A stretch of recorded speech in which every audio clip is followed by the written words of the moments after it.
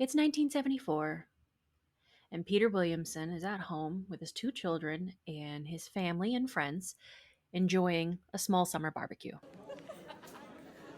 It's hot, but not terribly so. The partygoers are not in a terrible mood from this. Until, suddenly, the weather turns, and they're hit with an unexpected lightning storm. Family and guests enter the home to escape the rain and realize only slightly later that they've left the family dog outside. It's torrential downpour.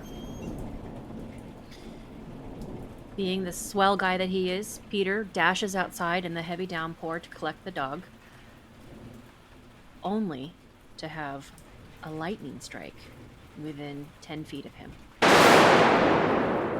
Family and friends are watching from inside the home through the window, and they see the lightning strike and they're in awe. And as they turn back from the lightning strike to look at Peter again, multiple of them witness him phase out of existence.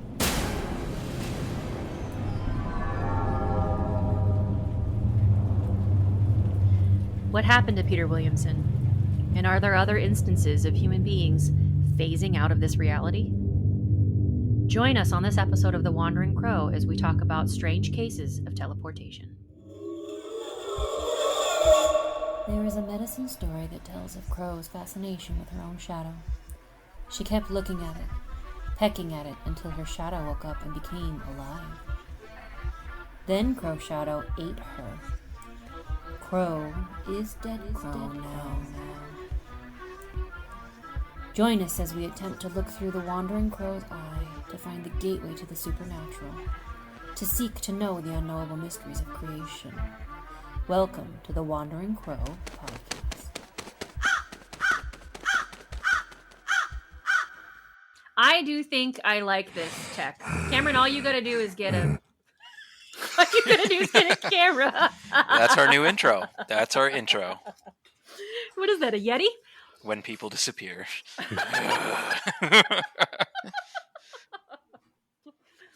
This will be perfect. I like this tech. I like this platform. This is good. We'll see when it comes to editing how good it is. Yeah. True.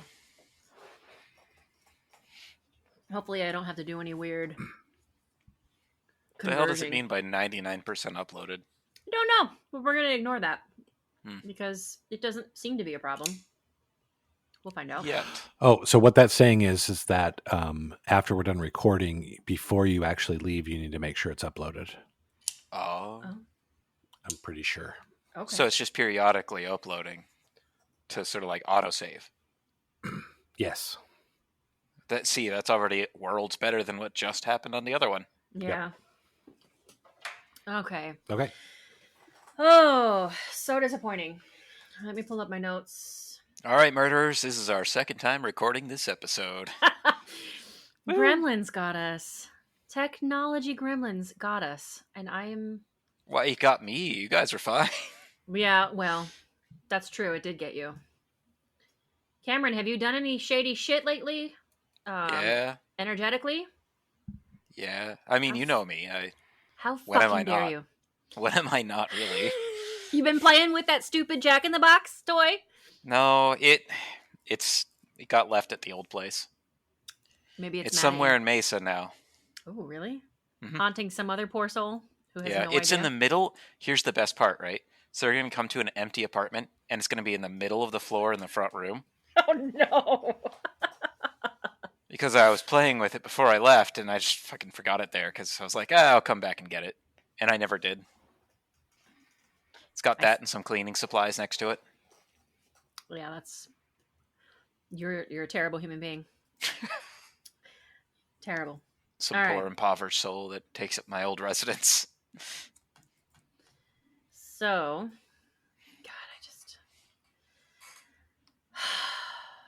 I don't want to start over. But okay. All right. So we're going to go with... Mandy, do you want to talk about any major disappearances that may or may not have taken place in a barbecue? Yeah. In fact, let's do it. Hey, murderers. Welcome back. It's Mandy. It's Hello, JT. one and all. And who is that strange fella? Ah, it's a strange guy. This is Cameron. Hi, Cameron. All right, so just making sure we get the business stuff out of the way first. I just want to say hello, murderers. We love you so much. We want to do this full time. We want to create more content for you. Please help us. Please help us by listening to the entire episode. Please help us by leaving a review or a comment. Please help us by sharing with your friends and family if you enjoy what you've heard. We really, really, really appreciate appreciate that. And that's going to help us defeat the algorithm and get out there more. And if we can get out there more, we can monetize a little bit. And if we monetize a little bit, we can pay for all of the various things that right now we're paying for out of our pockets. And we can hopefully go to part-time work and maybe do this more full-time and do more content than just every 2 weeks. We do have a Facebook group. We do have an Instagram. We are working on a YouTube, and things with the website not going so well, but it's coming. I will say this is going to make it so much easier to do a YouTube. Yes, I am. I can just add some background image. I can edit out a couple of buttons. Yeah, no, this is a much better recording platform. So agreed. Stay tuned, murderers. This is going to get better. Yeah, we're going to definitely. I think if this works the way that I hope it does. So, do we want to slam on that other tech that we hate now, or yes. do we want to be classy and keep it private? I say we can just be classy and keep it private. And don't worry about and how it sucks. Yes. JT, I commend you, but I won't be so classy. Fuck them. They took my money and ran. That program, you can't download MP3s or waves. You can only download OGGs and the OGG file, and then I have to convert it into an MP3, and then I can edit it. And guess what? You should be able to edit in the platform itself, but it doesn't work because it's so freaking buggy and it's so freaking laggy that even just trying to zoom in so I can do fine cuts and edits slows it down so bad that it takes forever, and usually my edits end up in the wrong spot, and it's a pain in the ass. So I don't even edit on. I have to pull it off and edit in my GarageBand. But this one's called Riverside, and we're trying it out for the first time, and we're already deeply impressed with how much better it seems. There's even a video function. It doesn't seem to have the library. No, but that's not nearly as important as reliability. Right. You know, I've got the GarageBand. If I need sound effects, we'll figure it out. But this is, reliability is everything. So I'm very excited about Riverside, and I'm hoping that it works out for us. And we'll keep you posted. Any other podcasters out there want some tips? We did not like that. No. And murderers, when you're listening to some of these podcasts, if you find any information that is incorrect, or you want to maybe correct us, or give us some tips, tricks, give us any feedback, constructive criticism, if you will, we have the Facebook page and we have the email address. What is that email address again, Amanda? wanderingcrowpodcast@gmail.com. I haven't received a single email, so please do. Yeah, please. I'm lonely. There you go. That's too much. Pull it back. Getting a little weird because we've been recording for too long. Okay. So let's go back into this story from the opening here, and what happened to this guy? Okay, so Peter Williamson, you heard the intro. They're in the UK, by the way, if that matters. It is. I kind of pictured them being in Tennessee or something. Oh, it's Somerset, England. It's England. July 28th, 1974 in Somerset, England. So you heard the buildup, right? The man fades out of existence. Partygoers and family members shocked. Absolutely shocked. They understandably run outside and go looking for him. Can't find him anywhere. And apparently it's a medium-sized garden. Like, it's large enough that he could potentially get lost in it, but not so large that they wouldn't be able to find him eventually. The garden walls are very, very high. And the only gate that allows entry or access to it is locked with a padlock. So they don't know where he's gone. They're very upset. They've seen something that seems impossible. They call the police. They do the right things. The police show up, look all over for him, can't find him. Not only can they not find him, but there's no evidence of him leaving the yard at all. Their theory, the quote-unquote phasing out of existence, was some kind of visual hallucination that occurred when the people had watched the lightning strike, some kind of visual glitch in their physiology. So they saw this really crazy bright light, and when they looked over at him, it only appeared as though he phased out of reality because they had that lightning strike. Like So, a real quick, mass hallucination.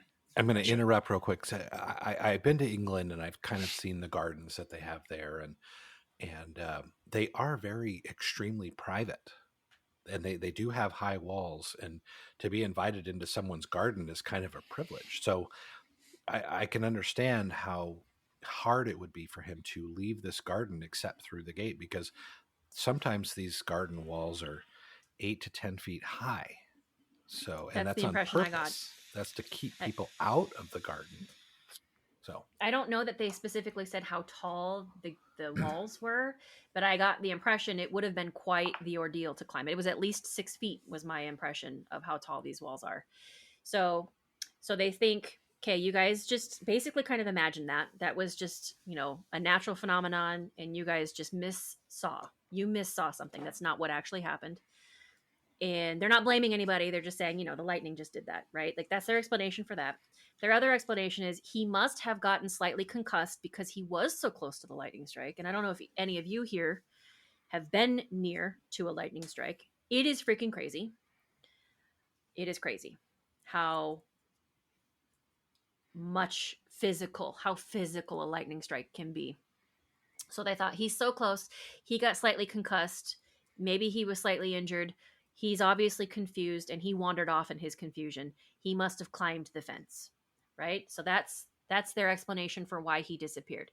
So they're looking around. There is literally no evidence whatsoever he climbed the fence. Padlock is locked. It would have taken a key, which he did not have. It was in the house. It was very muddy. There was a lot of loose, like, not Arizona dirt where you can't leave a trail, but like English dirt where it's pretty soft and it gets mushy when it's wet. So he's walking along. There would have been some kind of footsteps. There would have been tracks. There were none, right? So police searched the garden. They searched the surrounding area. He can't be found for 3 days. 3 days, this guy is gone. Then on the third day, the gardener is doing some work in the garden, and all of a sudden spies Peter underneath one of the bushes passed out. Now, the gardener asserts with absolute conviction, Peter was dry. There was not a drop of condensation on Peter except for his feet, where his feet were dangling in the pool. He was bone dry. And according to the gardener, that would be impossible if he had passed out sometime over the night and been sleeping under that bush the whole night, which is the only explanation for what happened to him if he showed up. And this is a thing that he just absolutely will not be contested on. He is very firm. No, he was dry. He was bone dry. And if he had been there for any length of time, he would have been wet because of the dew. So Peter comes to. They take him to the hospital because he's out of sorts. He's confused. Can't quite make heads or tails of what's going on. And after they get him taken care of, he's checked out at the hospital. He's pretty much okay. He has zero memory of what happened over those 3 days. He can't remember anything. It's just gone. He remembers going out to get the dog, and the next thing he remembers is waking up underneath the bush. That's it. That's all he's got. So that's concerning and that's distressing, but they sort of leave it be. But over the period of the next 6 months or so, he starts to have these dreams, and sometimes they're recurrent, sometimes they're disjointed, sometimes they're only just weird fragments. But they all are of the same thing. And when he puts all of these little memories together, it starts to form a picture. And he realizes, oh, this is my missing 3 days. And what he remembers is this. He remembers coming to out of it, standing. He's upright, and he's kind of in the middle of a field, and he's wandering. He remembers kind of becoming aware of wandering in a field of flowers and some trees, and he's kind of off of a road. But he doesn't know where he is. He doesn't really know who he is. He doesn't know where he's going or what's going on. He's just very confused and out of it. A motorist passes by, notices him, and starts chatting with him and realizes that he's not okay and takes him to a nearby hospital where he's admitted and he's treated for a few days. He remembers the name of the doctor, a Dr. Nugent. He remembers the name of the ward that he was in was Pritchard Ward. He remembers the name of the nurse who took care of him, who was a nun. She was Sister Nurse Alice Charles. He's got a lot of recollections about this place. He remembers what it looked like. He remembers the field outside. After several days, initially, Dr. Nugent looks him over and thinks, the reason he can't really remember who he is or where he comes from is maybe because he's got a head injury. Something happened to him. They're not really sure what happened to this guy. But he starts to get better. He's ambulatory. He's walking around. They're letting him have, access to the grounds. And they decide, there's no medical reason to keep you. So we're going to discharge you. So in the process of discharging, they go to collect all of his clothes and his pants can't be found. I don't remember exactly what it was. I think that they had been burned because they were just in really terrible shape from all of the rain and the mud. But when did hit by lightning? When did this take place too? Like, were they worried about pandemics, outbreaks of disease? I mean, it was Somerset, England in 1974. Yeah, I mean, they had to have been worried about something. I don't know. It would depend on where the lightning actually struck him. If he was close enough, because it could have burned his pants, and could have been, yeah. That's where it kind of entered his body and then came out through the top of it. Because the lightning has to go somewhere, some direction. Even if he wasn't directly struck, I remember. So I was at it was called Arbarcy. It was Boy Scout camp up north. Yeah. And I was in the bathroom and it was raining outside and there was water everywhere. And I was filling up water balloons because we were going to have a water fight, even though it was raining, because we were just dumb, stupid teenagers. And all of a sudden, every hair on my body stood up and I knew something was wrong. I had goosebumps and I got shocked. I'm holding the water balloon and I'm holding it to like this metal, water faucet to fill it up. And I was shocked. And I like jumped a little bit and then boom, like this crazy percussion, and it hit my whole body. I wasn't even the closest person to it. The closest guy to it, like, he thought he was going to die because he was within just a few feet of it. I was in a bathroom maybe like 20 feet away when it happened. And even being 20 feet away, I still got shocked. Like, there was still that crazy electrical charge. So I can't even imagine what happened to his poor body with a lightning strike within 10 feet of him. Like, that is like out in the open, not protected, in the rain. He's lucky he didn't get struck, honestly. Yeah. Anyway, So for whatever reason, I don't remember why. I didn't read the book. His pants are gone. His jeans are not accessible. He can't use them. So his roommate or his neighbor who's in this ward with him, who's also a patient, says, you know what? I got some extra pants. You can use my pants. And they're like this brown kind of tweed type trouser. And he goes, thanks. He puts them on.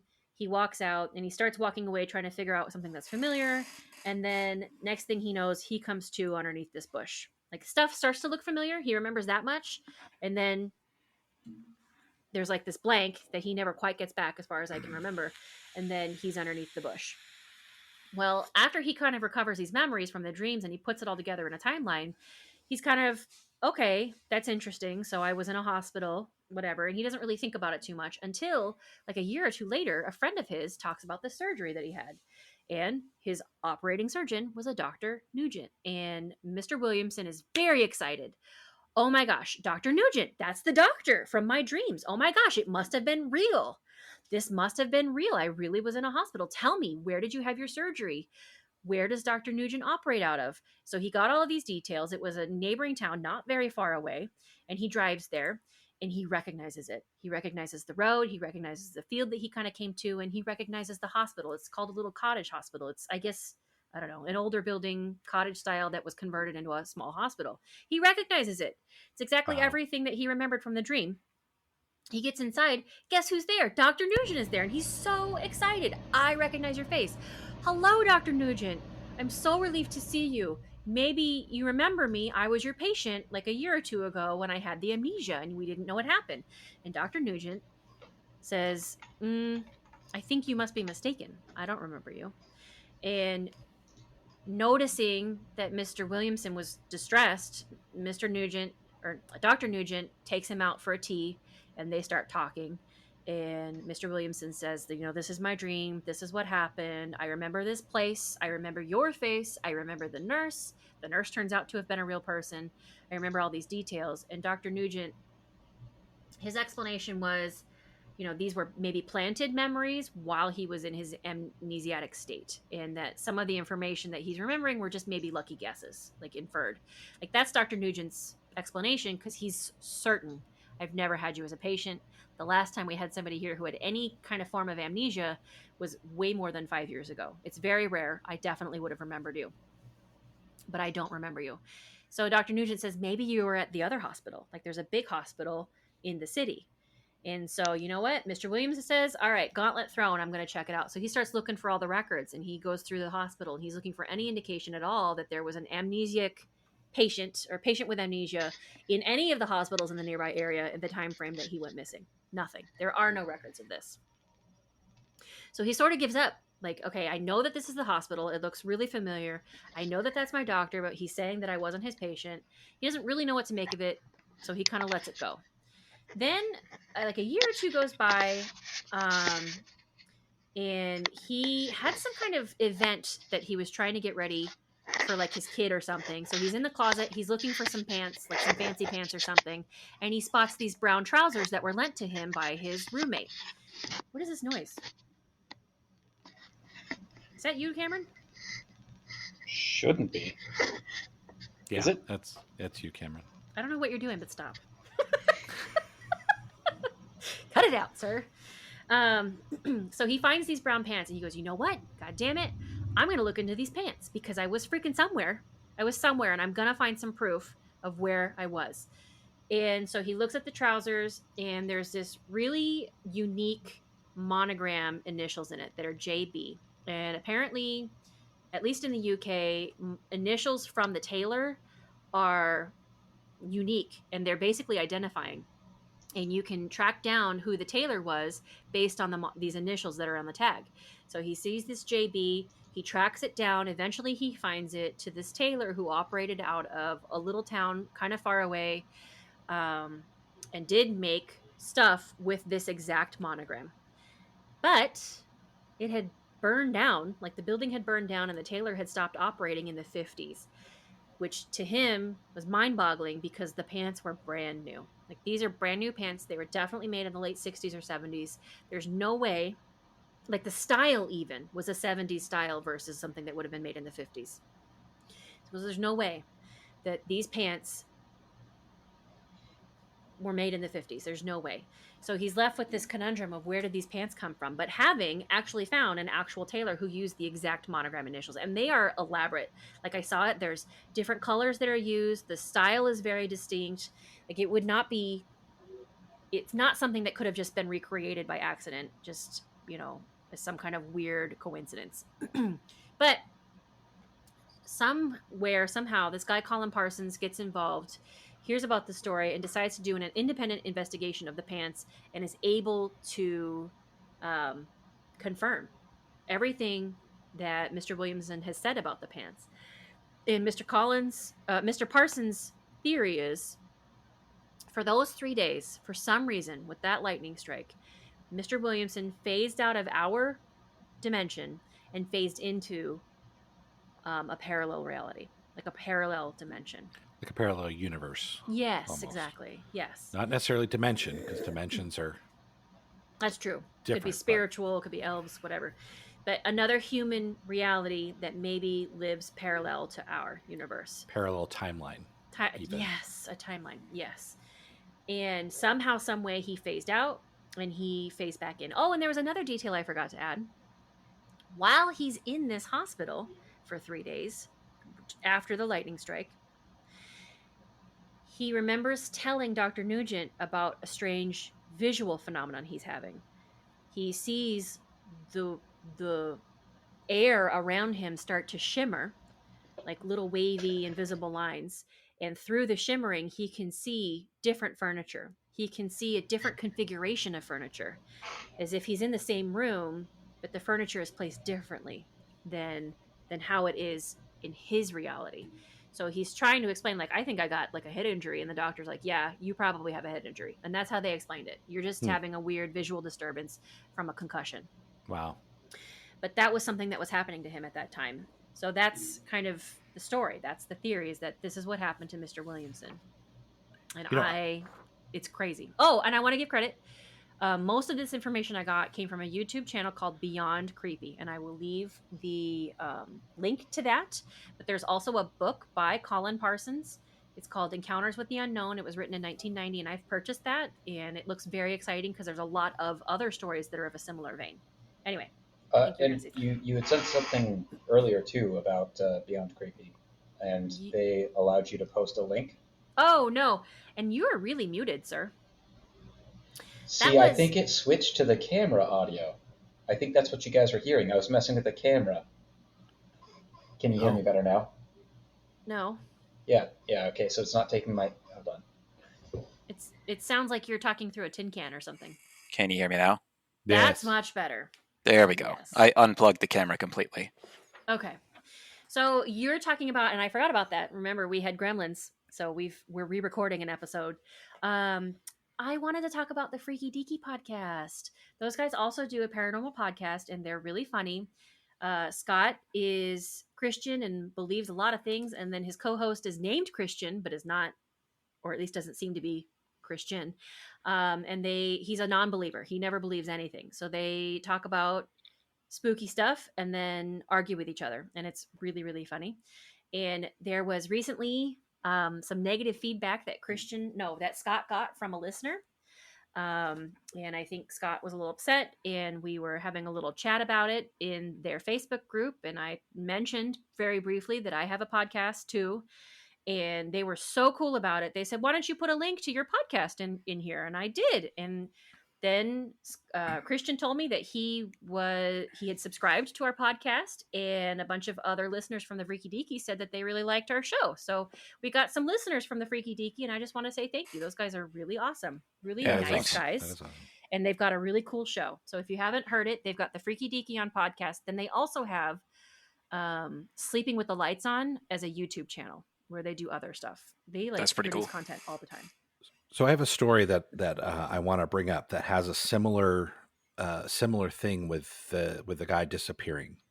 So this is a story about Carlos Mirabelli, and he was a Brazilian physical medium and spiritualist from Sao Paulo, and he was quite well known for his ability to perform various seemingly supernatural feats such as levitation and telekinesis. But the most impressive ability he possessed was his spontaneous teleportation. So here's a story. This is in 1926. Mirabelli was about to board a train traveling from Sao Paulo to the port of Santos with some friends when one of his companions saw Mirabelli, if I can say his name right, walk towards the platform and vanish into thin air in the middle of the day in front of dozens of witnesses. He faded into a foggy haze as if he were slowly getting erased from existence. And then Mirabelli's friends were surprised at his sudden, spontaneous vanishing, but things got even stranger when the station master approached them 15 minutes later, telling them that they had a call from Mirabelli himself. So when the friends spoke to him on the phone, he claimed that he was suddenly in the town of São Vicente, which was 56 miles away from the train's destination. He also claimed that he practically instantaneously transported there, having realized after his supposed materialization that only 2 minutes had passed from when he disappeared at the train station in Sao Paulo. So people actually saw him phase out of existence. Just like what was described with Mr. Williamson. Yes. That's crazy. And then he reappeared in a whole nother city and then was able to call his friends and say, hey, I'm in this city, which is, 56 miles away from where we were going. And he just disappeared and reappeared. So I've got a couple questions. Oh, go ahead. Was that at will, or it seemed like it was almost an accident? That's one of my questions. Did he do that on purpose or accident? Because I thought I heard about this guy, and he did it more than once. I thought. I think it just was his ability. I mean, I don't have any much more details other than that. I didn't do a lot more research into the story, but apparently this was something that he did on a regular basis. But that was one of the stories of his spontaneous teleportation, because I don't think he tried to do it on purpose. I think it just happened. Mm-hmm. What was the time frame on this? So he disappeared, and then about 15 minutes later is when he called his buddies. But he said himself that only 2 minutes had passed from when he disappeared to when he reappeared. So he actually lost time. Yeah. But then my other, I'm sorry, what I meant was like, was this in the 50s, 60s, 70s? Oh, when was 1926. Oh, okay. And so it was 15 minutes, but how far did he go? 56 miles. 56? He was 56 miles away from the train's destination. So they were going to go from Sao Paulo to the port of Santos. So he ended up. So even if he had taken like a car, a train, there's no way he could have gotten there. No, absolutely impossible. Not in 15 minutes. No. Not unless he had a secret twin. Right. Yeah. I don't know how far. What was that movie? The Illusionist? The Majestic? No. Oh, The Illusionist. No, Prestige. So the Prestige. Oh, The Prestige. Yes. Yeah. The Prestige. That's what we're talking about. Oh, that was so good. Oh, that was such a good movie. That was one of the stories that I found. See, that's crazy. And it made me think of,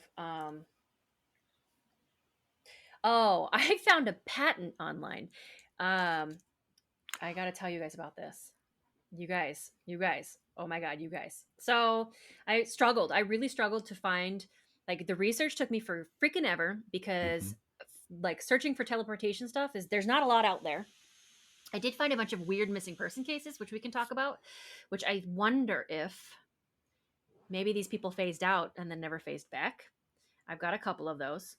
But this one, there is a Google patent, and I will leave a link for this, or not a Google patent, but there's a United States patent.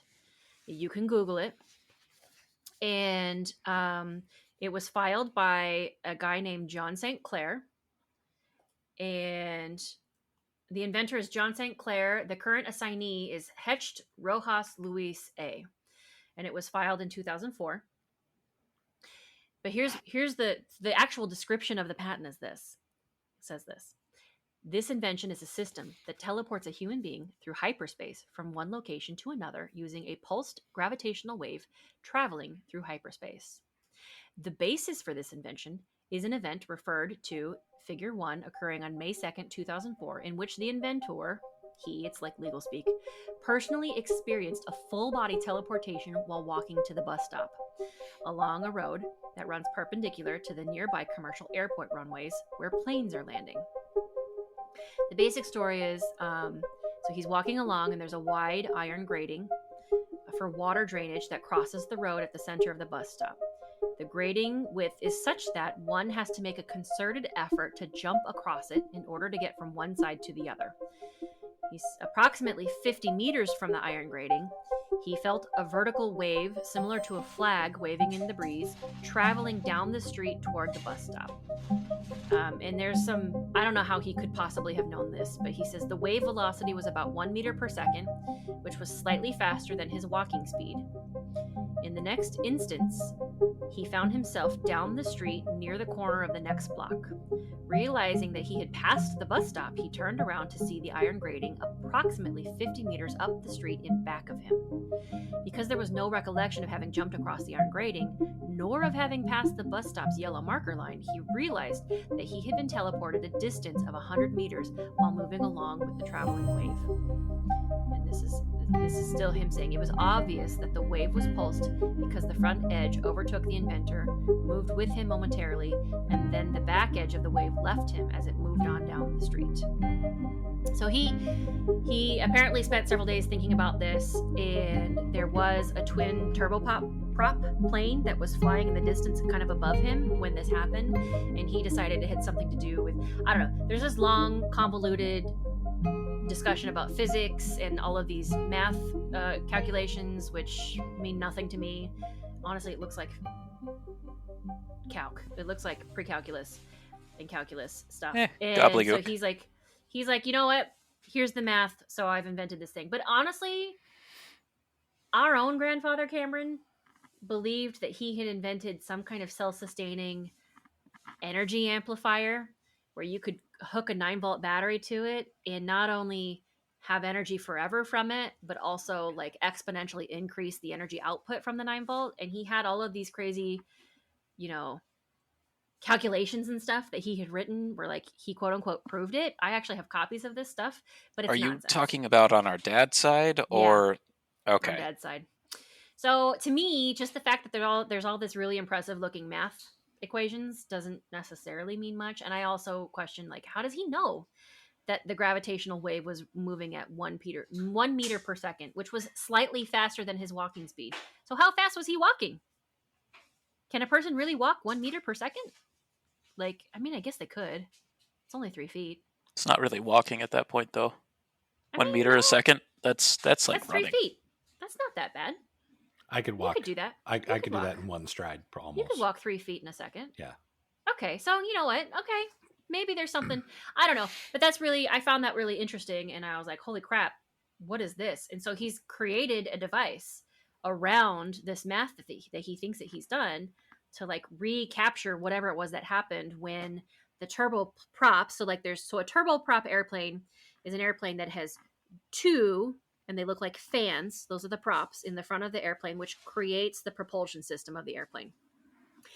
And he believes that as those props were moving in like counter rhythm to each other, it created some kind of like energetic wave, and the movement of those 2 together created like a way for him to kind of phase in and out of time or of space or whatever.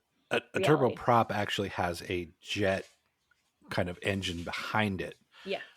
So it has the prop and it spins, but then it's actually able to travel faster than what it would just on a prop engine. Mm-hmm.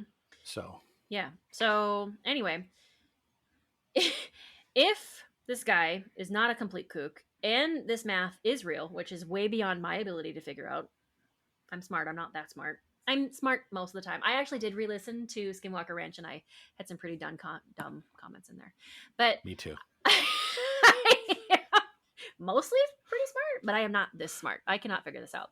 So if we do ever have any listeners who are into physics and calculus and can make some sense of this math, I would love to hear about what this math means. Let's build a teleporter. Yeah. It's crazy. First murderer to build a teleporter gets to visit us. That's hilarious. Oh, man. So I bring it up because this guy says he really believes, and there's actually pictures here that are pretty cool of what he thinks was happening and how he gets it to work and all the little components of this machine that he's got. So this guy took it super serious. Like, this guy really devoted some time to this. So it's really interesting. But it makes me think, okay, so like some people think it's possible. Some people think that they have developed technology, or at least the concept of technology to make this happen. Is this what's happening? Is this what's going on? And Cameron, you had that story about, what was his name? Not Teflon. What was it? The Torrid Man. Torrid. He was a traveler that went to Japan, and it was 1954.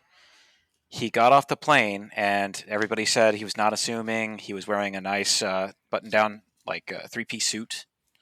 And when he presented his passport, it was to a country named Torrid. Now, the officials that were there assumed that he was a criminal and he was on the run. So they put him up in a hotel until they could prove him guilty, which is why I say, good job, Japan. Innocent until proven guilty. Mm-hmm. And after a line of questioning, he did present some information about where he's from. I think you brought up that there was some historical references that he brought up that was like the history was close but not exact. Mm-hmm. And he claimed that Torrid had been a country for over 1,000 years, that it was well known. Like he was astonished that they were even questioning this. Mm-hmm. Well, so they put him up in this hotel with 2 guards outside his door, the only entrance or exit.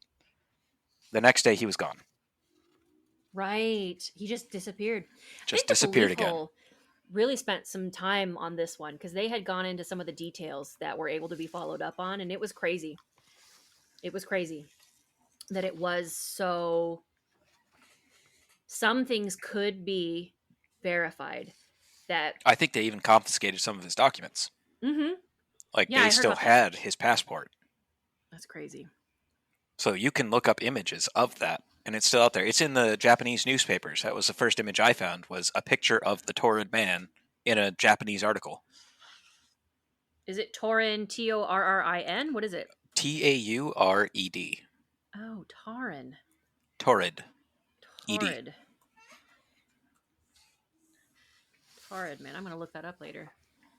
Yeah, it all comes up in Japanese at first. That's cool. Big news for them, and honestly, why wouldn't it be? Unless they were trying to suppress it, but... Well, Snopes says it's mostly false, so obviously we got it all wrong. Of course. Snopes knows everything. So, yeah. And I have, so like in line kind of with this, or wait, wasn't there another story? I feel like we talked about some kids.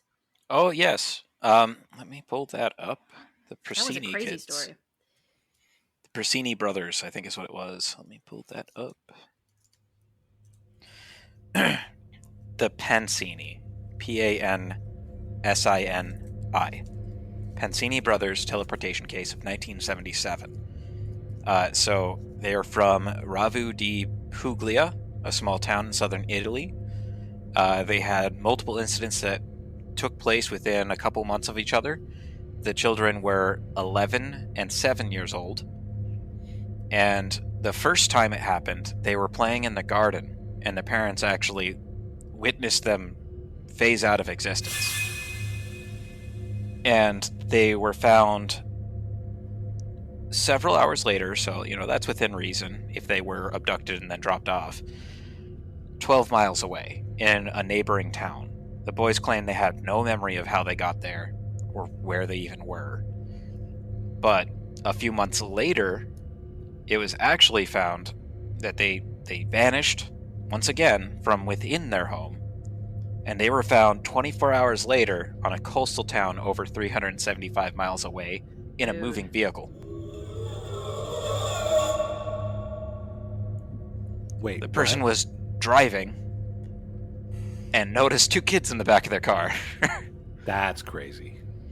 Okay. They pulled over and dropped off the kids like, hey, I don't know what these kids are doing here. I think they might have gotten on my car maybe at the last gas station or something. The kids, once again, had no memory.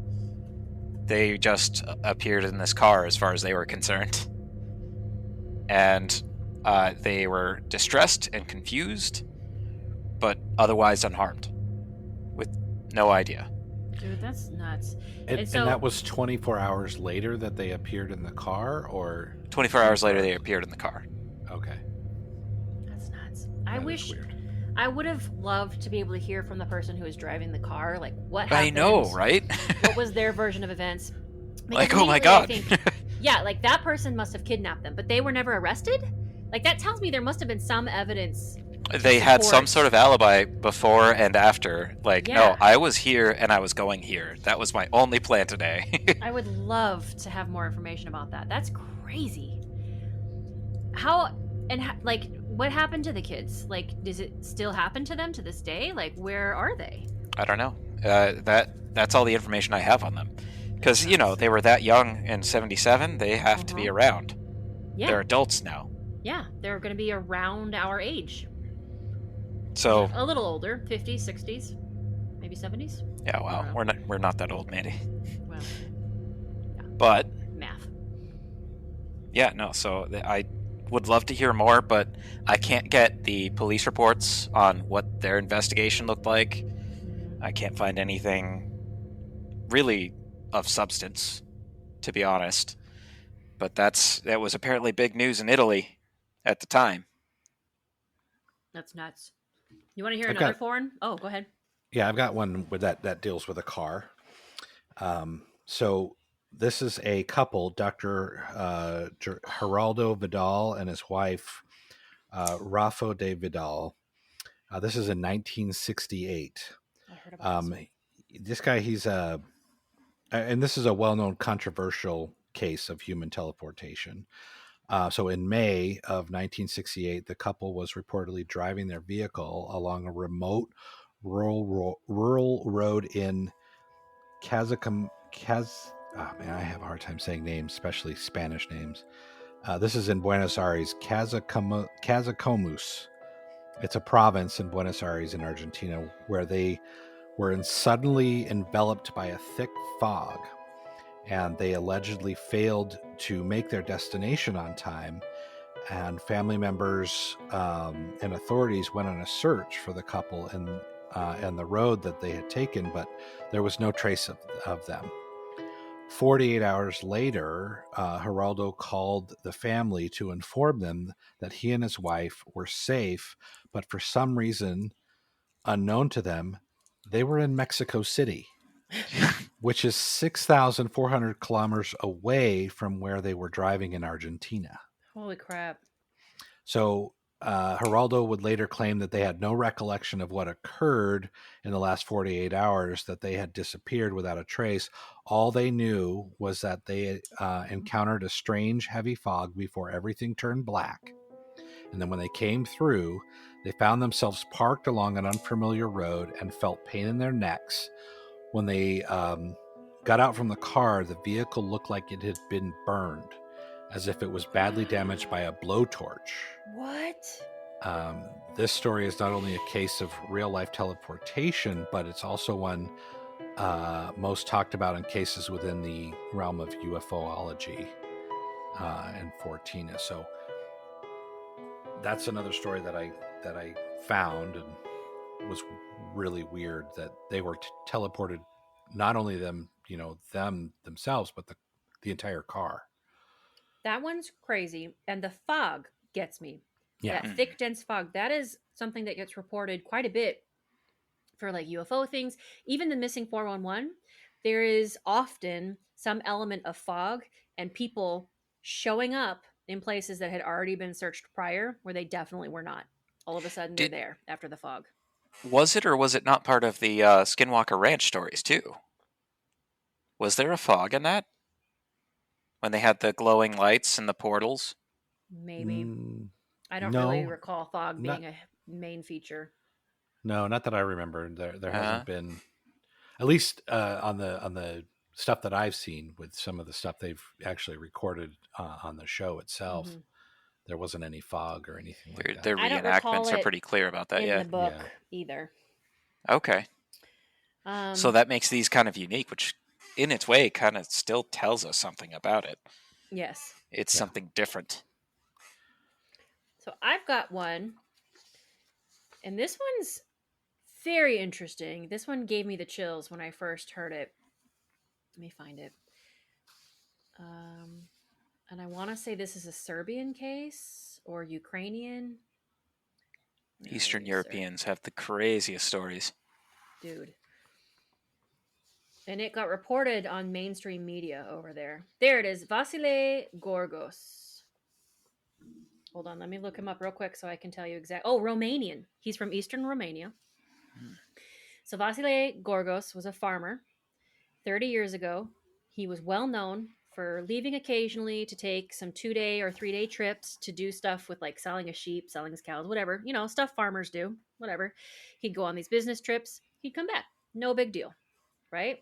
So one day, 30 years ago, or well, by now, I think we're looking at closer to 35 years, he says, I got to go on a business trip, guys. I'll be back in a couple of days.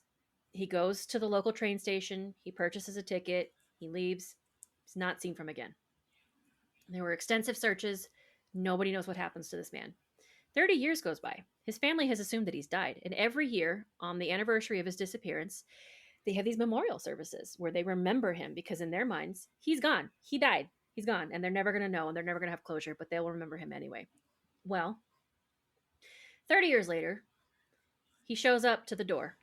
He's wearing the exact same clothes he disappeared in. He's got the ticket from the train station. Wow. Of the day he disappeared in his pocket. Wow. And his family didn't recognize him at first because he's 30 years older than he was. And eventually they do recognize him. His wife is gone by this point. She's deceased. It's just his 2 older kids. He's 95 years old at this point. Oh, wow. They say, where have you been? And he says, I was home. What? I was home. they're like, what are you talking about? And so in the interview with the family, it's clear he's got some dementia. Or because they say that he has quote unquote neurological problems. And when they describe conversations with him, it sounds a lot like dementia to me. So they'll ask him, where have you been? What did you do? And instead of answering the question asked, he goes off on these long tangent conversations on other stuff, like memories from before, dealing with the sheep and the cows, stuff like that. And he can never really answer the question, except when they ask him, where have you been all this time? His answer is always, I was home. Wow. That's it. That's all we know about the story. We know that it was truly reported on mainstream media in Romania. And there is some question from our media about whether there has been some incorrect translations. Was that ticket that it was in his pocket actually from 30 years ago, or did he just have a ticket from that train station? And there was also a reporting that he was dropped off by a car. A mysterious car came and dropped him off, but nobody has a description of what the car looked like. Nobody has a description of who was driving the car. Nobody even got partial plates. Car shows up, drops this man off, and disappears into the world and is never seen from, and nobody can describe what it was. But not in all the reports is there a car. So it's really weird. And in that whole thing with the car kind of reminds me of Men in Black a little bit. It almost reminded me of the Black Eyed Kids and their parents. Yes, exactly. The Black Eyed Kids and the parents who show up in a car and take the kids away. Like, what the hell? What is that? What happened? Like, this man was gone and now he's back. And like there's a few theories about it. One said that he had a double life. One said that he, was a criminal and he ran away for 30 years to kind of evade justice, but nobody has any evidence to support that what kind of crimes he may have been in. Maybe he was a spy. Maybe he had a double life and he just lived with this other family. Or maybe he was kidnapped for 30 years. And when his neurological issues started to become a problem, he was returned. But that would mean, like, who kidnapped him? No, he just went to Torrid for 30 years. Yeah. That was his home. He was living in another matrix, and maybe he was always with his family all the time, and he just didn't realize it was different. I don't know, man. But that story is wild. That's wild. I have a couple of others, but I don't know if you wanted to talk about that a little bit. Yeah. Let's see another one of yours. Okay. So I do have a list. Yes. I had some extensive notes. So I've got two that are fairly recent where they have not been found. But the circumstances of their disappearance is so weird. It's very suspicious. And it does make me wonder if it sort of falls into our category of people. Did they teleport somewhere? Did they go to an alternate universe? A parallel dimension? The first one is Brandon Swanson. He's a young kid, college-age kid. So on May 14th, 2008, he'd been out celebrating with some friends because they had just finished their spring semester of college. He's driving home, and he accidentally drives his car into, what's it called? A ditch. He drives his car into the ditch. He's not injured. He's okay, but the car's stuck. He can't get it out. So he calls his parents. He's on his phone. He's not 100% sure where he is, but he has a general idea, and so they drive to come get him. And they're on the phone with him for 47 minutes. They show up to the area where they think he is and can't find him, and they're chit-chatting and they're talking, and all of a sudden, he says, "Oh, shit!" And then the call cut out. They have never found him. They did eventually find the car, but there was literally no evidence that he had ever been around or outside the car. They cannot find him. He's just gone. That was in 2008. There have been no updates since then. So he just disappeared. Now I have another one that's pretty similar. I don't have a lot of details on this one. Brandon Perry, 28-year-old male, was in Skidmore, Missouri, of his home in 2001, and he was with a friend, and they were doing some work on this house. So he went to the shed to go grab a power cord that he needed, and that was it. Never seen again. He walked to the shed, gone. Gone forever. What happened to these men? Where did they go? So I have one that goes back in history. Okay. This is from the 16th century. So this is Gil Perez. And he was just a Spanish soldier, and he was a palace guard of the governor's palace in Manila, in Spain.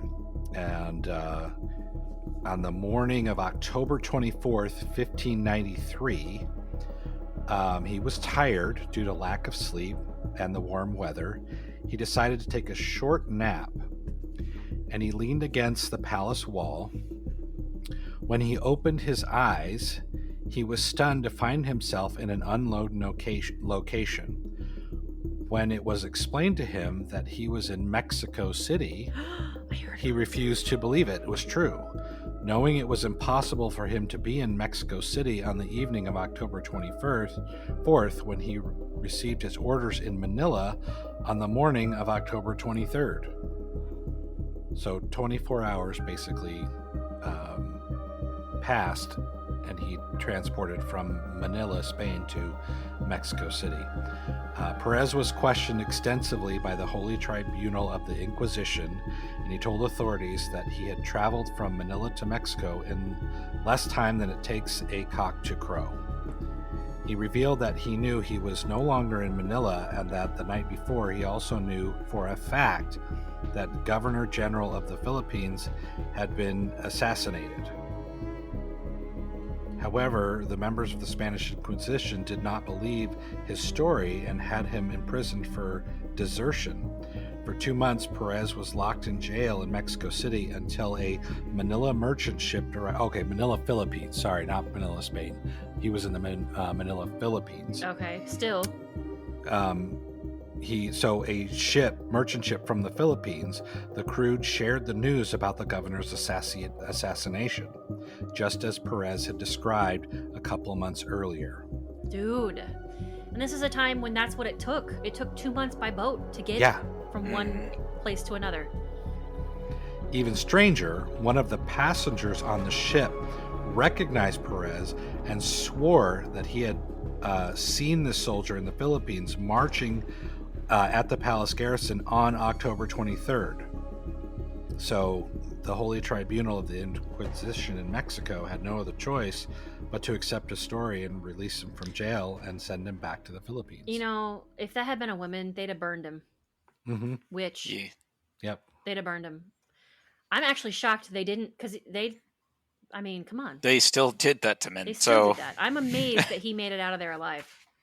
Yeah. That's crazy. Like he had to wait 2 months for his story to be corroborated? Yeah.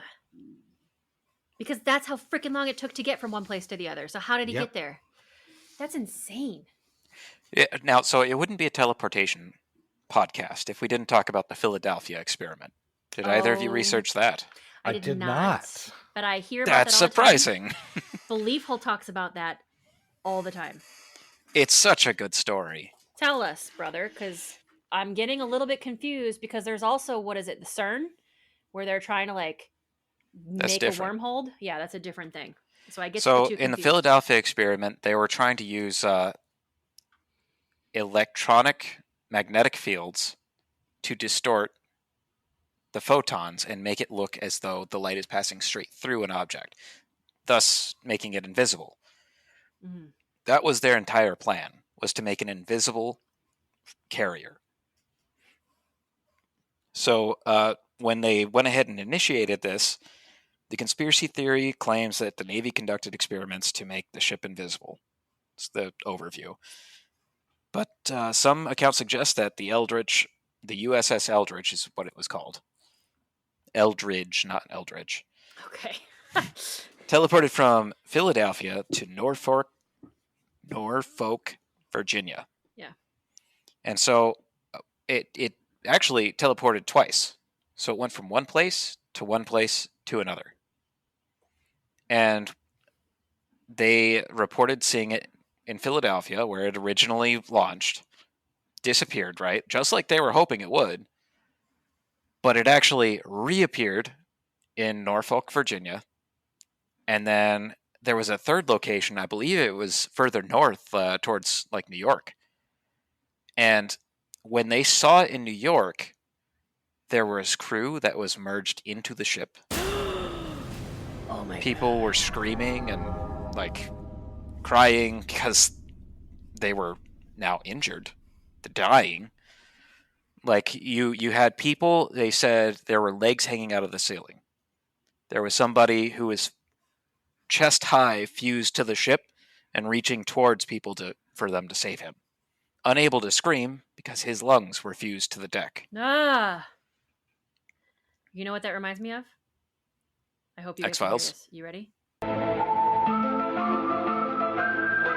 Ah, there we go. Success. And now we are copyright struck.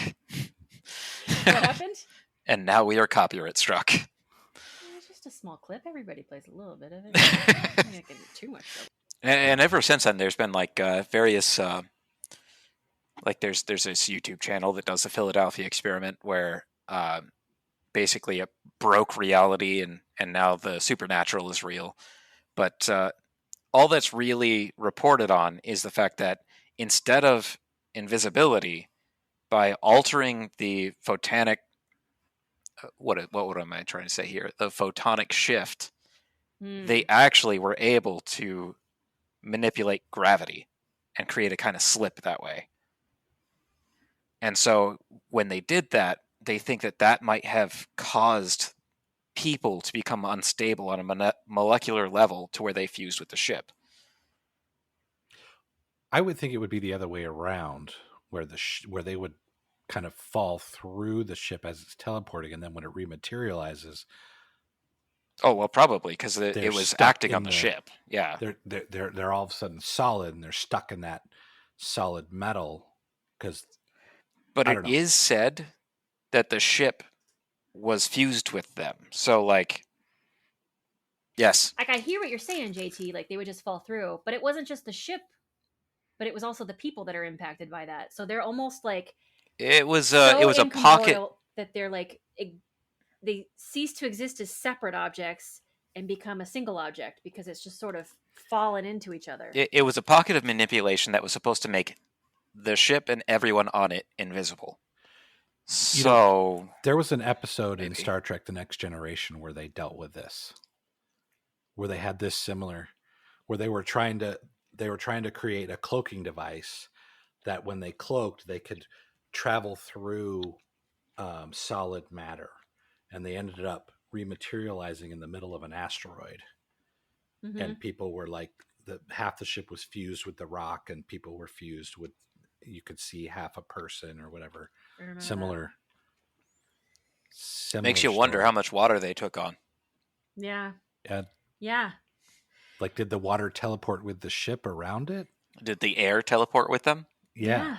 Maybe to displace the water? So did they maybe die from asphyxiation because they couldn't breathe because there literally was no air? Like, well, no, they were still alive from what he was saying. They were screaming. What I'm saying here, yeah. What I'm saying here, though, is so aside from the air that's inside of them, right? The air that's inside the ship, though, that is not actually physically contained, right? Mm-hmm. Did that displace the water? Or did the water just sort of appear where the air is, and it's sort of like a... I mean, wouldn't that be... I guess that'd be a frothy mess. I mean, who knows? I mean, who... And it's crazy. I actually had been thinking about this. Like, how do we know if this sort of thing is happening? Let's just suspend disbelief for a little bit. I'm actually leaning towards believing this at this point because there's too many stories throughout time that seem to check out, right? How do we know people are not accidentally phasing into the ground, phasing into the rock, phasing into trees or something? Never to be found again. Never to be found again. Like, maybe that's what happened to some of these people. You know, there's a guy that claimed that he had uncovered several doorways or vortices in the state of Missouri and Arkansas, which supposedly allowed for instantaneous teleportation. So in 1971, this guy, Al Kissig, claimed that he had found several of these portals or vortices. And you would basically travel through other dimensions from one place to another. And each door was different, and one could walk through these doorways and instantaneously find themselves several miles away from where they had entered. There are also vortices that take people back into the past or into the future. And then even doorways that supposedly lead to distant stars. Oh. So kind of like Stargate, you know. Yeah. While that would be cool, it'd be terrifying. Yeah. Because everything moves faster than a speeding bullet out there. Yes. You could think you're going one place and not ever end up where you're trying to go. Yeah, that's not good. You know what? One of the kids that I talked about, the guy who went to a shed to get a power cord and was never seen again, guess where he was? Where? Skidmore, Missouri. He was in Missouri. He's in Missouri. When he disappeared. Interesting. So that's an interesting little corroboration. Have you guys heard about the mysterious archways in the forest? Or the stairways? I have heard about that. My husband sent me a screenshot of a tweet about some forest ranger saying the government doesn't want you to know. And apparently deep in some of the national park ways where people can't go because it's actually illegal to travel by motor. And it's like a really hard hike that would take days and days and days to get there. Apparently there are these stairways that exist in the middle of nowhere that go really high to nothing. That's all I know everything about it. I've ever seen about them warns you not to go up them because you won't come back. Not that you'll fall to your death, as you would expect. But if you go up them, you will go somewhere else. Yeah. Belief Hole talks about a lot, and I have to give them credit because I've never heard anybody else talk about it, but I feel like it's probably a fairly common theory now. But there's this idea that the national parks were designated as national parks as a part of something called they call it the containment theory, that there's something in those areas of the wild that has to be contained, and the best way to contain them was to turn them into federally protected land. So While I believe that, I also believe it has something to do with natural resources. What do you mean? Gold, like saving rubies, it to like mine silver, later? tungsten, oil. Yeah, oil is known for some of these places. The Escalante Grand Staircase, that whole national park that was created by, I think it was Clinton. That is one of is a huge area of oil shale rock. You can pull oil out of the oil shale, and a lot of the ground there was owned by a local elementary school district because they were planning to mine it and get money for their school district by mining it. And one of the theories here, too, is that they turn it into a national forest because it's a waiting game. Yeah. They think they can get more money if these other countries run out. Oh. Well, that sucks. I don't like that. It's my understanding that oil shale, the amount of oil shale that we have in this country could sustain us for hundreds of years. Because I thought that worldwide there was like less than 50 years worth of oil left. That's just what they in the want you to hear. reserves. And I mean, Missing 411 deals with national parks and people disappearing. And I have to wonder, is it all connected? Maybe the national parks. Just the government trying to get rid of people that saw too much oil. That maybe there's something in there. And people talk about this, how Bigfoot isn't captured or there hasn't been sufficient evidence because they're like this multi-dimensional being. Well, maybe they're taking advantage of these thin spaces that exist and are a little bit more stable than what we're discussing here with these random teleportation cases. Maybe there's some, I don't know, maybe there's some actual stable places where there are just doorways. Like that guy in Missouri was talking about, wasn't it Facili? Was that what you said his name was? Kissig. Kissig. Okay, Kissig. Yeah, I mean, I don't know, man. It really, when you hear all these stories back to back to back to back, and you hear kind of the familiar elements to them, and it just, I do start to wonder, man, could this really be real? Like, it feels like, yeah, there's a possibility that this is actually happening. Two birds, one stone situation. Yeah. They get caught protecting this land. Oh, well, it's just the natural resources. And then somebody comes out and says that, oh, that's the conspiracy.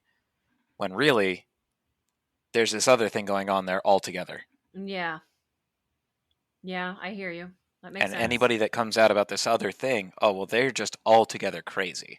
Yeah. Well, I mean, teleportation is not the way it's portrayed in Star Trek. We can't just go from one place to another electronically, which is basically Well, even in the Philadelphia experiment, it was considered like a gravitational slip. It wasn't teleportation. It was nothing's constraining you to that point in space anymore. Yikes. So you slip. Yeah, you slip. Because the way they portray it in Star Trek is when basically they're taking your whole body apart molecule by molecule, transporting it and putting it back together. Mm-hmm. Are you vaping? Wow, you can hear that? Yes. This mic is great. Good Lord, sir.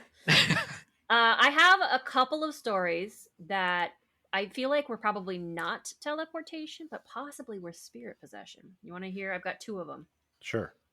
And then there's a third one that's a missing 411 case that I definitely heard Belief Hole talk about, which is crazy. But I'm also running out of time. I have to go pick up the kids soon. Okay, so here's this one. First, this lady named Michelle Reynolds. She's a school teacher in Texas, and she goes missing. She just disappears. And then all of a sudden, about a month later, they pick her up on camera wearing the exact same clothes she disappeared in, living with homeless people. And she's totally oblivious to the fact that she's missing. And her family confirms, oh my God, that's her. Husband is like, I'm leaving to come pick her up because she was like 2 hours away. He comes to get her. And then there's no further information. The family says, we just want to be left alone at this time so that she can heal and recover. Like, I had a lot of things that went through my head at that time. Like, was she like running away from abuse? Was she maybe bipolar and had a manic state? Did she have a head injury and just disappear and not remember who she was? Like, what happened? There's so many details missing from that. But I also thought, did she get spirit possessed and just wander away because some spirit had taken over her body and just left with her? Here's another story, which I also believe maybe was a spirit possession. This guy's name is Stephen Kubacki. Side note, he's in Michigan, and I learned about something called the Michigan Triangle, which a lot of weird stuff has happened there. And I would totally love to talk about that someday, because there was a lot of crazy stuff that happened in the Michigan Triangle. So anyway, one February morning of 1978 near Lake Michigan, he's a student, Stephen Kubacki, went out to go do some skiing. By the following day, he hadn't returned, and a very big search was put in motion. They did find some of his footprints, which were headed toward the direction of a very large crevasse. They stopped right at some frozen water's edge, and there was no sign of any marking on the frozen surface of the water, no sign that the ice had been broken, but they did find his skis and his backpack. There were no other signs of them, so they thought, man, he must have set his foot wrong and fallen through somewhere, and so they thought that he had died.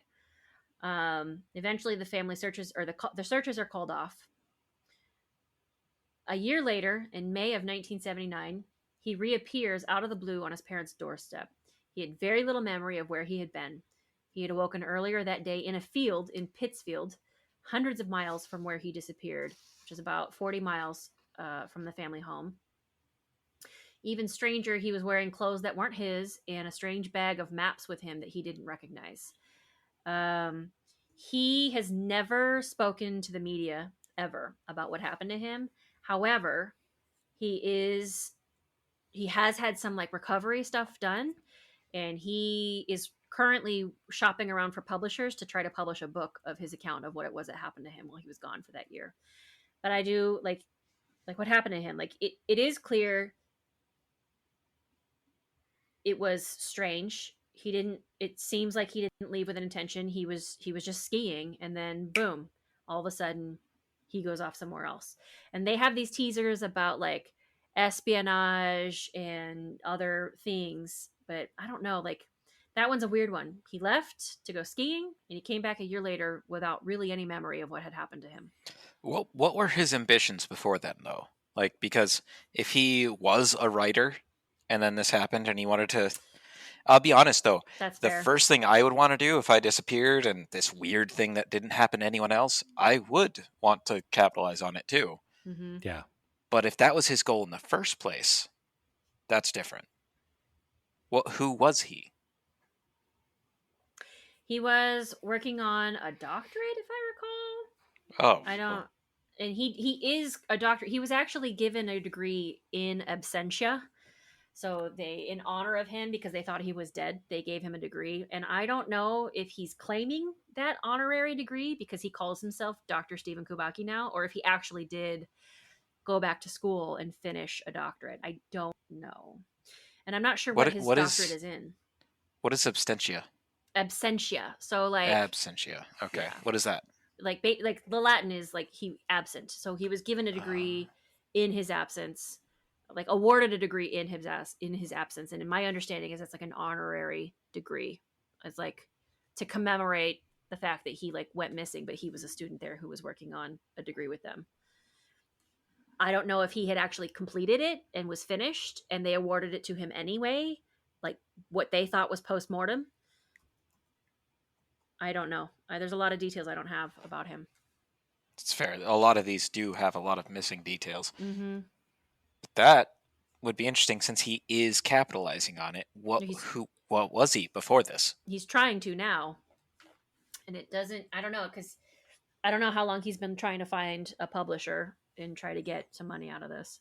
If a pharmacy technician disappears one day and writes a book on magically appearing somewhere else...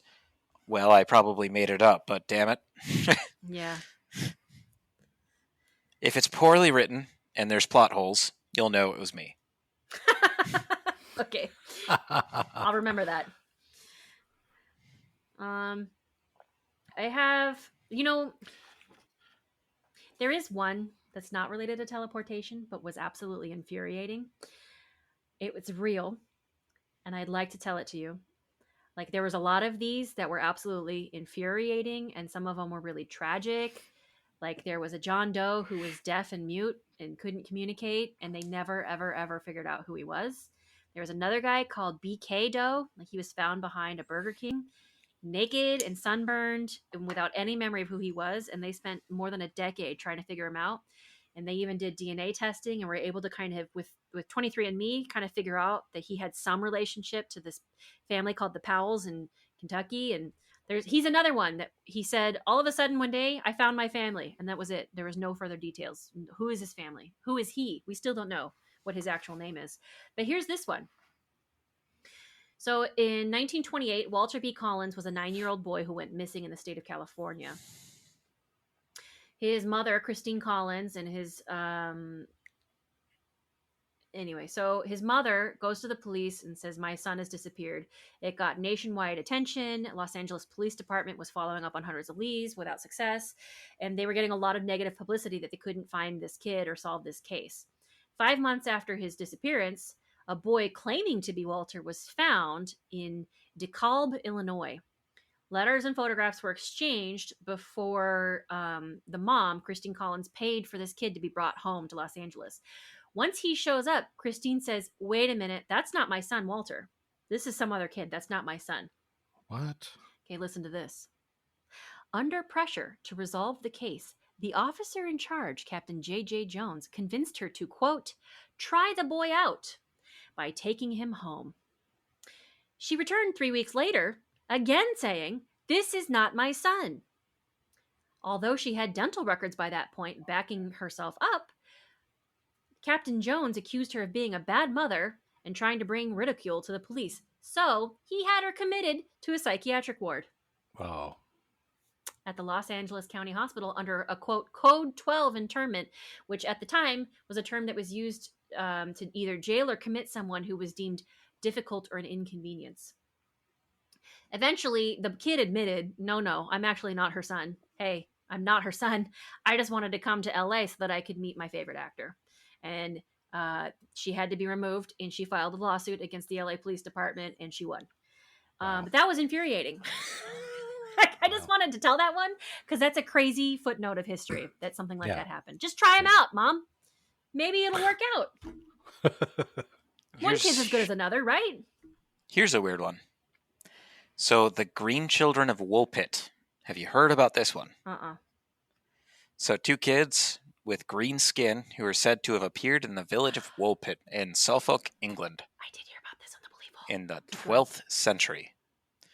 The children were described as having unusual clothing and speaking in an unrecognizable language. I wondered about this. This has jogged my memory when you said this guy was deaf and mute. Mhm. Was he really, or was he just really confused?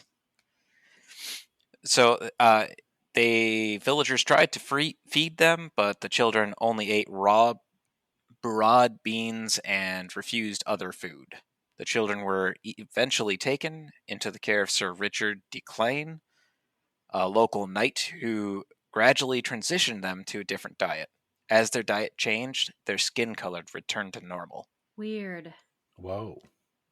But the boy soon became ill and died. Yeah. The girl survived and was baptized by the name of Agnes, and eventually working in the knight's household, marrying a man from the King's Lynn. So there are older stories about people like the Torrid Man from obviously unique places. Yeah. What was Who it? didn't- What time did this happen in history? 12th century England. Dang. That's crazy. Didn't speak the language, didn't eat our food, got sick when they eventually did. Mm-hmm. Except for, 50-50 chance of them dying eating our food, apparently. You know what that kind of makes me think of? Remember when we talked about the negative RH factor? So, like, I'm a B negative, and some people are B positive. And there is this fringe theory out there that being a negative literally means that you're missing part of a normal human antigen in your blood.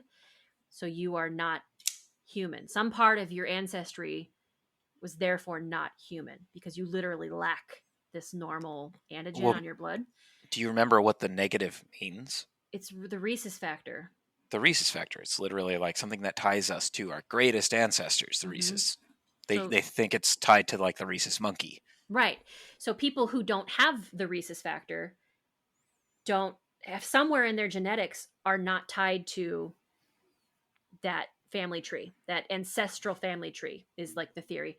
What if Agnes had kids, right? Like what if this has been going on for hundreds of thousands of years and there's humans, quote unquote humans, coming in from other universes who've been interbreeding because they're technically the same. Blue eyes is a mutation that they never really figured out how it happened. Yeah, like 10,000 years ago. Not that long ago, right? Yeah. What if that was somebody? I don't know, man. It's crazy. That's weird. But this has actually been really fun. I do have to go. I got to go get my kids from school. Oh, well. Yeah. So, question. Right. Yep. Do we feel complete with this particular topic? I feel like we covered everything.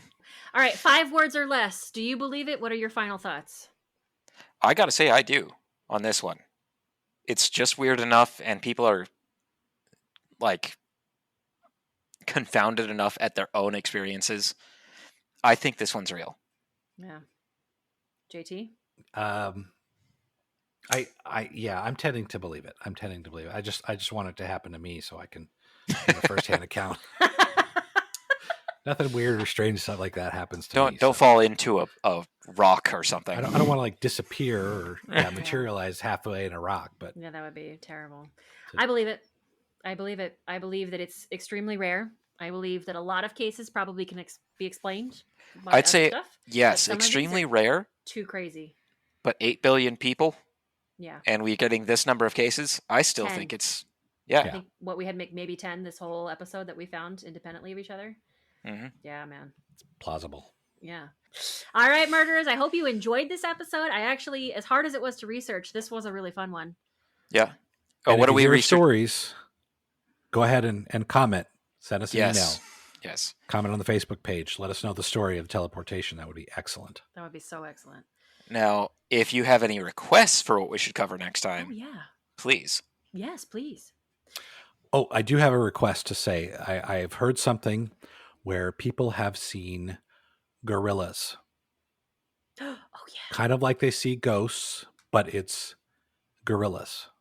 If you have a story of that, I would love to hear that. And it would be when you were a child that you saw these gorillas. If you have stories of that, please email us. That's bizarre. I've not heard that one. Okay. following this episode is going to be Halloween month, and I have a whole plan for how we're going to treat you guys to spooky stories as often as we can, more than just twice in the month of October. So stay tuned for that. Lots of little mini episodes will be released every few days or so is my goal for October. But other than that, I do have to go. So thanks, everybody. And this has been another episode of The Wandering Crow. Wandering Crow. Yikes. So slow.